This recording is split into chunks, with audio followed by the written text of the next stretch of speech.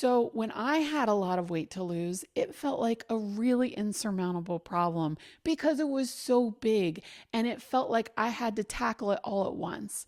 But of course, that's not how you deal with big problems. When NASA decided they wanted to send people to the moon, they didn't just get in their car and go to Home Depot and start looking for rocket ship supplies, right? They got a whole bunch of people around a table that were really good at math and they had them come up with a plan.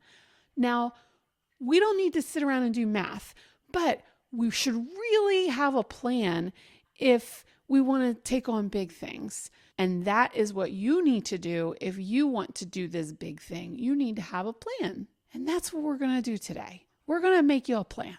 Now, when I talk about having a plan, I am specifically talking about having a food plan. And that's because what we eat has the biggest pull, is the biggest lever we can push that will help us to lose weight. Step 1, write down all the foods that you currently eat that you know to be healthy. You know that those aren't the foods that are contributing to you not being able to lose weight. Now, specifically, I want you to write down the foods that you already eat and that you like.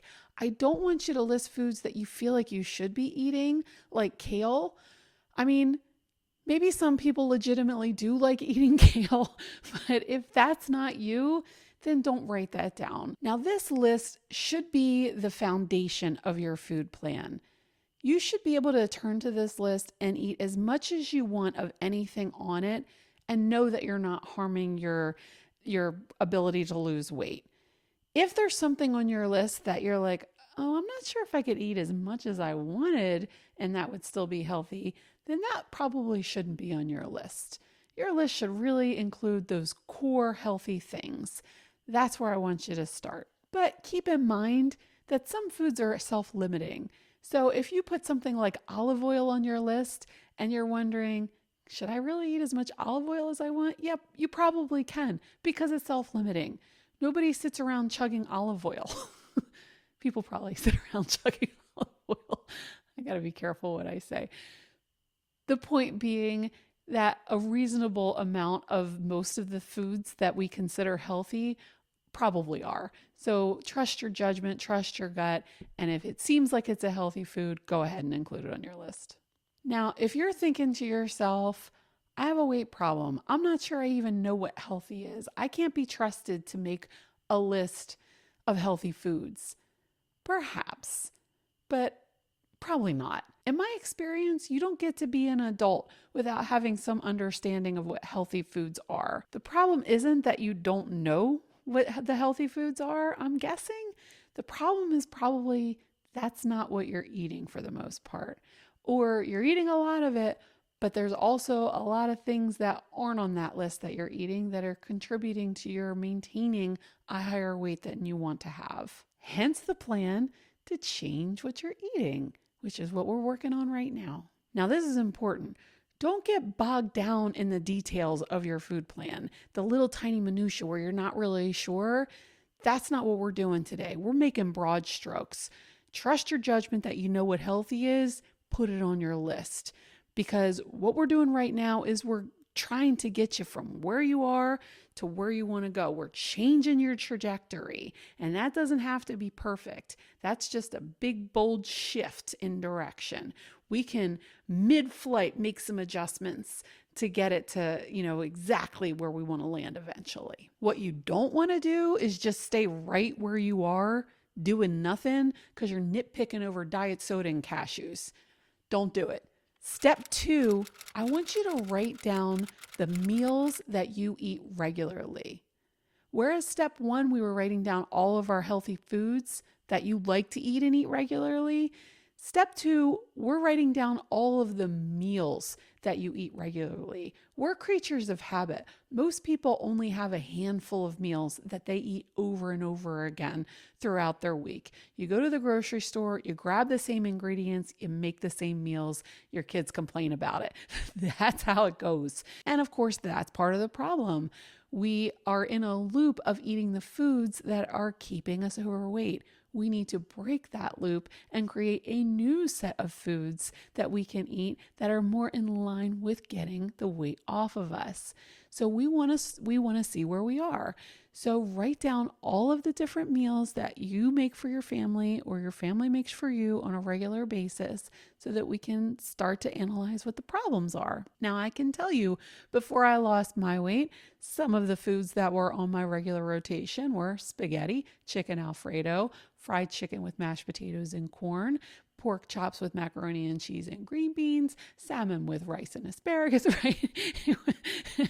It was just the same things over and over again. It's just what we had. And unfortunately, those things kept me overweight. Step 3, I want you to take those meals that you just listed out in step 2, your regular old faithfuls, and I want you to categorize them in 3 ways. Category 1 are those foods that are from your healthy list. Everything in those meals are perfectly aligned with the foods that you decided in step 1 were healthy, and so they are perfect just the way they are, and you can keep those in rotation. Category number 2 has maybe some elements from your healthy list, but it also might have some elements in that meal that are a little problematic and need to be replaced. Category number 3 are those meals that really don't resemble anything from the healthy food list. It kind of has no healthy components to it, and you're pretty sure that those regular meals that you're eating are likely contributing to your weight problem. Those are your category 3 meals. Now, you may have deduced that category 1 are good to go. Those are meals that you can keep in rotation. Category 2, you're going to replace those elements that are problematic with a healthier choice, and then they will be a category 1 meal and they'll be good to go. Category 3 are really meals that need to be replaced entirely. Those are the ones where it's time to hit the books and come up with some maybe new meals to add into the rotation. Now, notice I said replace and not just eliminate.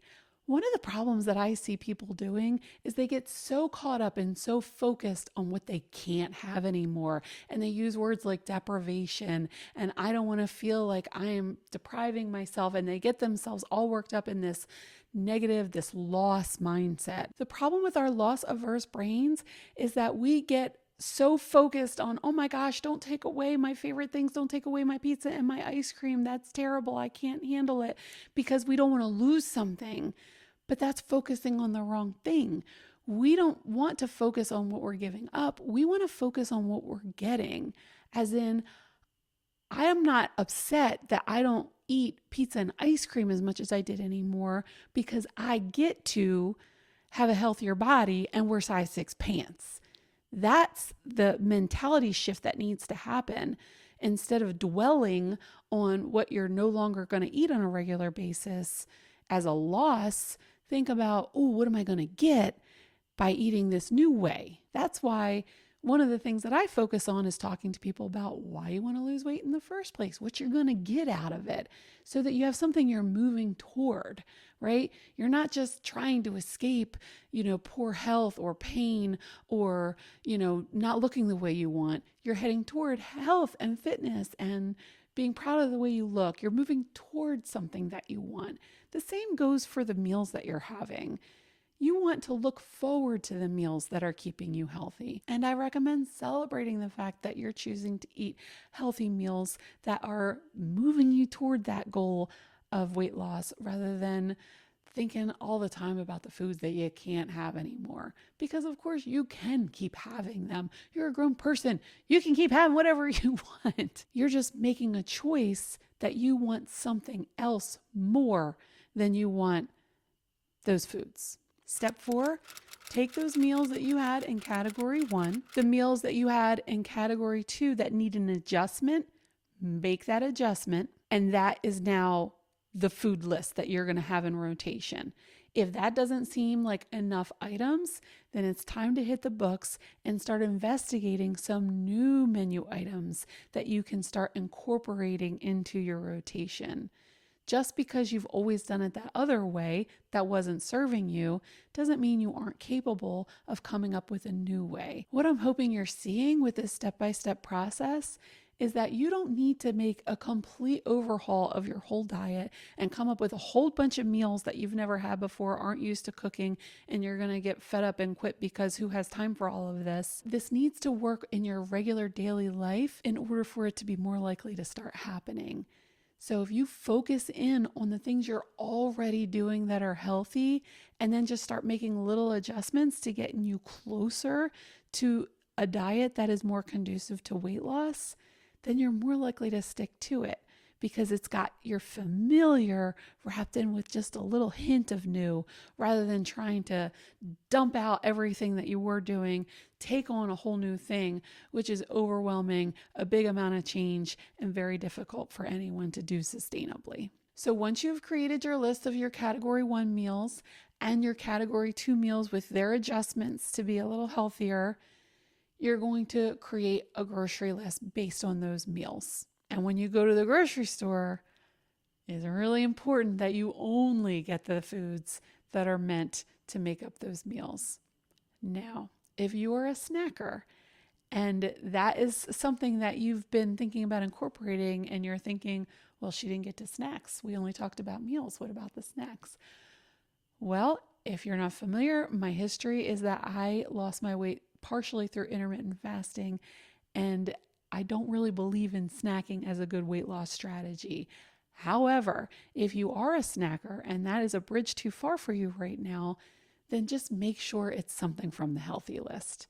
So when you're at the grocery store, you got the meals that you've planned out to eat and all the ingredients for those, and then whatever snacks that you need to grab off of your healthy list. I have a couple notes about going to the grocery store. First of all, as I mentioned, I highly recommend that you go with a list and you only buy what's on that list. We do not make our best decisions when all of those tempting foods are staring at us. Stick to your list. Your list is the plan.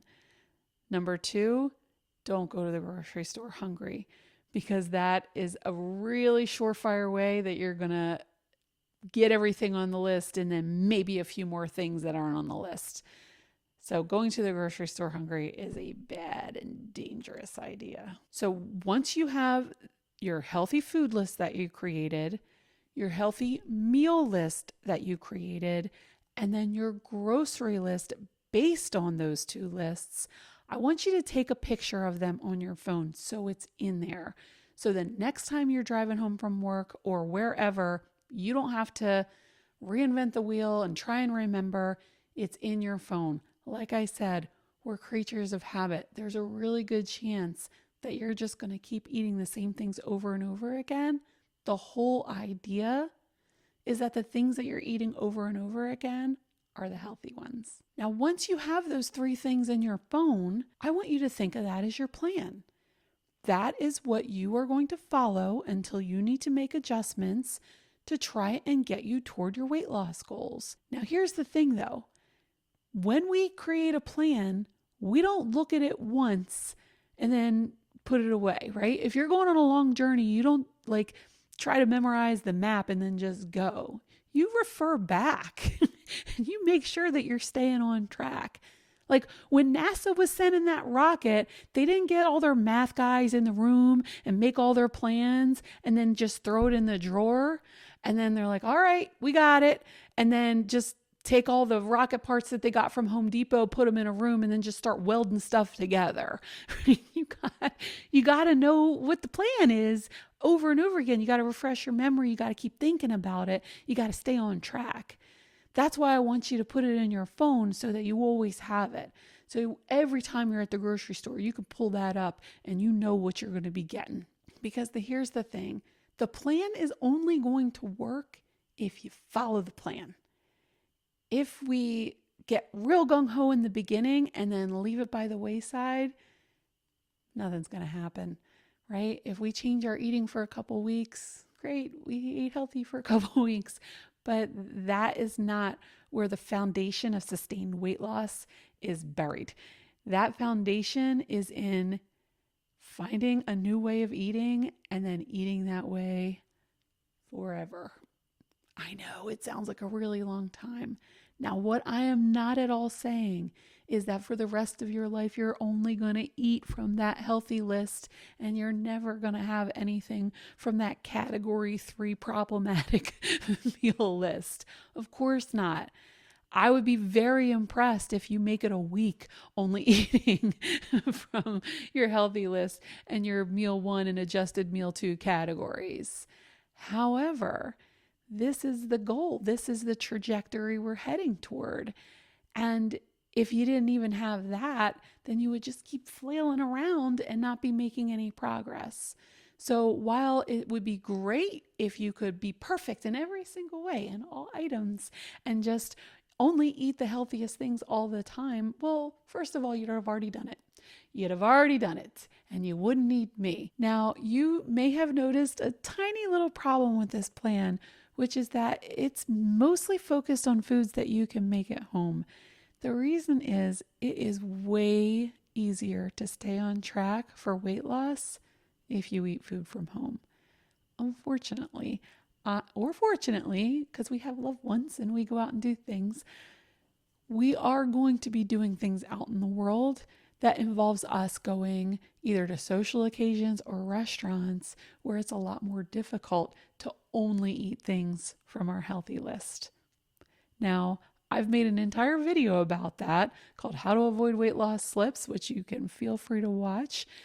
But the long and short of it is, in order to be successful on this weight loss journey, you don't got to be perfect, but you need to kind of have that food list in mind at all times, because those little events where they have the cake in the break room or the bagels in the break room, or you go to somebody's house and they're like, just have a few slices of pizza, right? Those things add up and add up and add up and can really derail us from making any progress. So really get to know your healthy food list and do your best to stick with it.